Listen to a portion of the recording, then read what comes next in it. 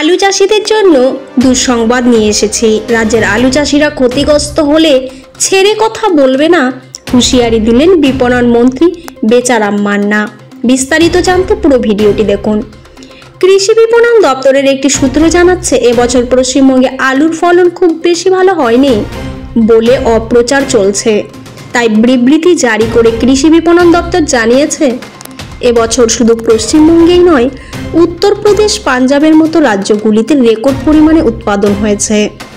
রাজ্যের আলু চাষিরা ক্ষতিগ্রস্ত হলে ষড়যন্ত্রকারীদের ছেড়ে কথা বলবো না, এভাবেই হুঁশিয়ারি দিলেন রাজ্যের কৃষি বিপণন মন্ত্রী বেচারাম মান্না। সম্প্রতি তার দপ্তর জানতে পারে, হিমঘর মালিক এবং আলু ব্যবসায়ীদের একাংশ অসত্য এবং বিকৃতি তথ্য ছড়িয়ে দিয়ে আলু চাষিদের ক্ষতি করে রাজ্য সরকারের ভাবমূর্তি নষ্ট করতে চাইছে। বিষয়টি দ্রুতই জানানো হয় রাজ্যের কৃষি বিপণন মন্ত্রীকে। এই প্রচারের বিরুদ্ধে পাল্টা প্রচারের নির্দেশ দিয়েছেন তিনি। পাশাপাশি হিমঘর মালিক এবং আলু ব্যবসায়ীর বিরুদ্ধে কোনো প্রমাণ পাওয়া গেলে তাদের বিরুদ্ধে কড়া ব্যবস্থা নিতে নির্দেশ দিয়েছেন। কৃষি বিপণন দপ্তরের একটি সূত্রে জানাচ্ছে, এবছর পশ্চিমবঙ্গে আলুর ফলন খুব বেশি ভালো হয়নি বলে অপপ্রচার চলছে।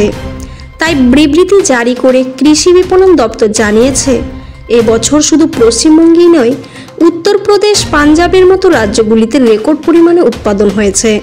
ফলে এবছর মার্চ মাসে মাঠ থেকে আলু তোলার সময়ে আলুর দাম কমে যায়।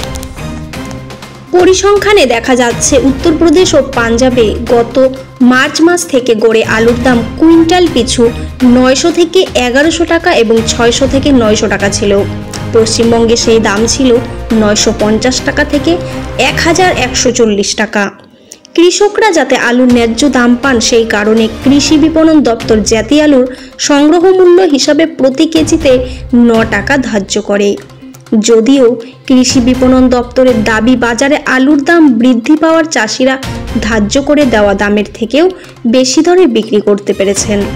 এবছর রাজ্যের 519টি হিমঘরে 70,85,000 মেট্রিক টন আলু সংরক্ষিত করা হয়েছিল, যা বিগত বছরের তুলনায় 12 লক্ষ মেট্রিক টন বেশি। ফলে কলকাতার বাজারে এবছর আলুর দাম প্রতি কেজি 20 টাকা, আর জেলায় জেলায় সেই দর 16 থেকে 18 টাকা।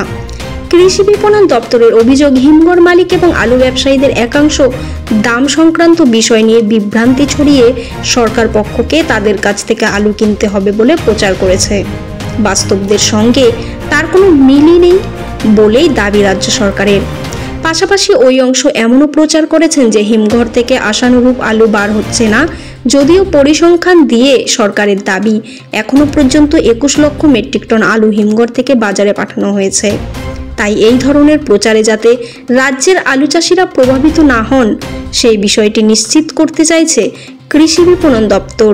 মন্ত্রী বেচারাম বলেন, মিড ডে মিল সহ সরকারি প্রকল্পগুলিতে সুফল বাংলার মাধ্যমে বেশি করে আলু বিক্রি করা হচ্ছে, যাতে কৃষকেরা লাভের মুখ দেখাতে পারেন।